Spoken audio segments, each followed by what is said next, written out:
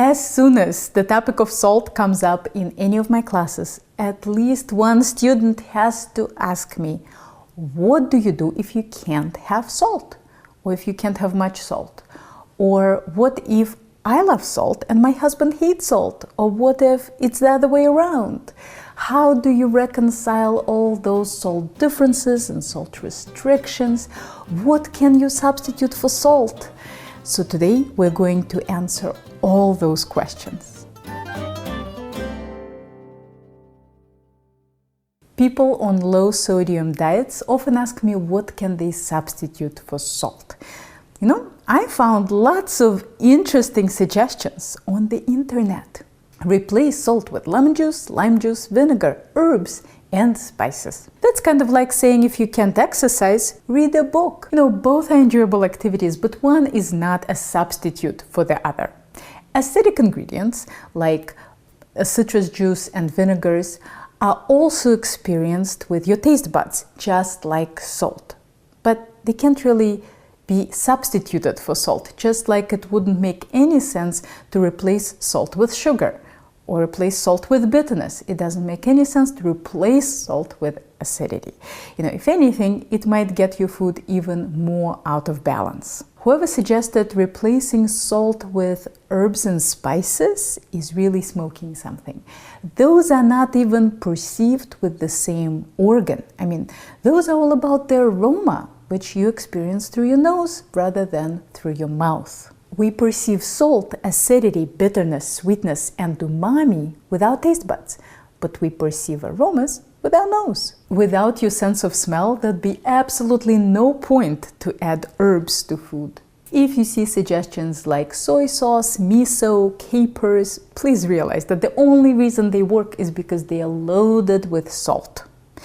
So, bad news, my friends. There is no substitute for salt. Zilch. Nada. Not at all.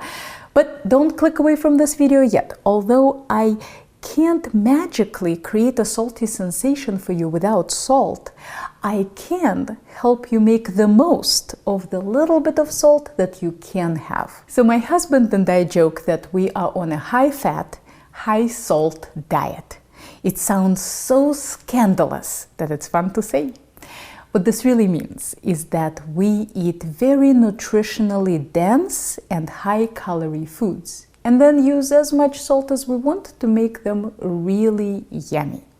Now, that doesn't mean that you should eat as much salt as I eat, or that you even want to eat as much salt as I eat, but this concept could be really useful if your amount of salt is limited. Just think about it. The less food you have to season with this little bit of salt that you have, the more intense your food will taste. If you eat salmon, avocados, kale, and walnuts, you can eat very little and meet all your nutritional needs and not get hungry in 2 hours. If you eat pasta and bread, you'll need to eat way more to get the same amount of fiber and protein, and in a few hours, you'll want to eat again because you'll digest your food so fast. If we have the same amount of salt to work with, this kind of food will be more intense than this kind of food, simply because there is less of it. Maybe the root cause of so much high blood pressure in the US is not eating too much salt, but eating too much food. If you want the biggest bang for your buck with the small amount of salt that you can have, you might want to be careful with soups. See, the problem with soups is that they contain a lot of water. So in terms of how many calories they contain per 100 grams, it's pretty low. Unless you consider the cream soups like clam chowder, which quite frankly suck from the nutritional perspective. But if you think about more like vegetable soups, if your soup is primarily made out of water and vegetables, either you'll have to eat a bland soup or you'll have to waste a lot of your precious salt to make very few calories taste good. If you love stocks, consider reducing them and using them to deglaze a pan after searing meat. The more water you remove from your food, the more concentrated and intense it will taste. Just make sure you're reducing homemade salt-free stock and not low-sodium store-bought variety. Now let's consider a salt disagreement that has nothing to do with a medical condition. You love salt, and your significant other thinks everything you make is too salty. Try acidity. It's very possible that what they object to is not the amount of salt, but lack of balance. That's just like adding sugar to bitter ingredients. Think of tasting unsweetened cocoa. It is unbearably bitter. I mean, nobody likes that stuff. But once you add some sugar, that same amount of bitterness actually becomes quite pleasant. So the same happens with salt and acidity. It's a balance. So in case you try that, and your significant other is still not happy and they still think that things are too salty, in that case, portioned proteins are your friends. In other words, cook 2 fish fillets, 2 chicken breasts, 2 steaks. Then you can salt each one differently, more for you and less for the other person. If you're roasting a whole chicken, well, then it's going to be really tough to make both of you happy. If you are the cook in your family and everybody thinks that your food is bland, you might be suffering from salt phobia. You might be anticipating how salty something will be without giving it an honest try. I see it all the time in my classes. I'll reach for a tiny pinch of salt just to start seasoning a soup or a sauce, and without ever tasting it, somebody will always say, "Oh my gosh, this is going to be too salty for me." How do you know? Can you judge the weight of salt from watching me pinch it? Or can you judge the weight of that soup just from looking at the pot? I can't tell. I really need to add it and stir it in and taste it and then make a decision. So don't jump to conclusions. Don't anticipate how salty something is. There are some preparations where you need a scary amount of salt, and most of that salt is not eaten. It stays in the water, or it stays, in the medium in which you were cooking. And then there are some preparations where you need very little bit of salt, like maybe wilted spinach, because it's going to shrink. You have to be very careful with how much salt you use. So that doesn't mean one is much more salty than the other. The bottom line is, what does it taste like? And I have a great exercise for people who are salt phobic to get them over this fear. It's called blanching vegetables. We salt the water to death. It's completely inedible, briny like the sea. Then we drop a bunch of green beans or some other relatively tender vegetable into it until it is done. This takes a couple of minutes.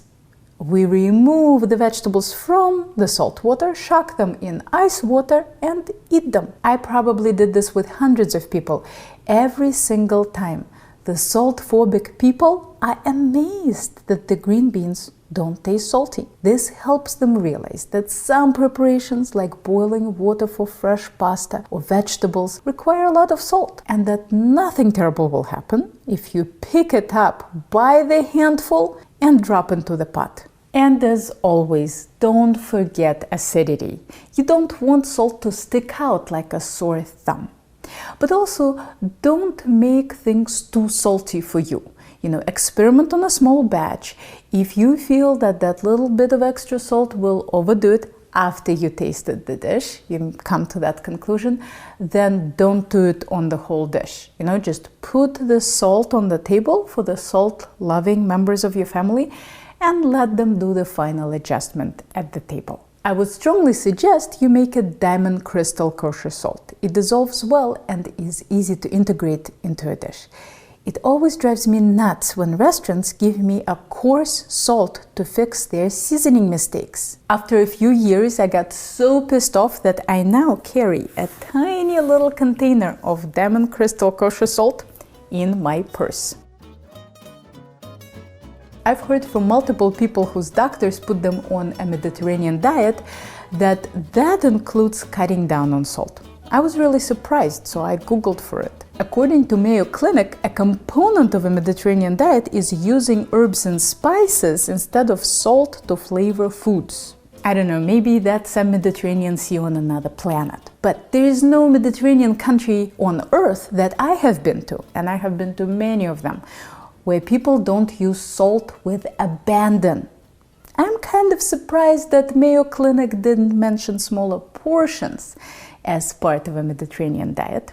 Now, that seemed to me more appropriate, but I'm guessing that bland food is more culturally acceptable in the US than simply less food. Next week, we are talking about a whole book dedicated to the subject of salt and acidity. Yes, Samin Nosrat's Salt, Fat, Acid, Heat. I mention it a lot on my channel, so I thought I should do a proper review. So stay tuned, don't forget to subscribe, hit that little bell button for notifications, and if you are ever in the Boston area, maybe I'll see you in one of my classes.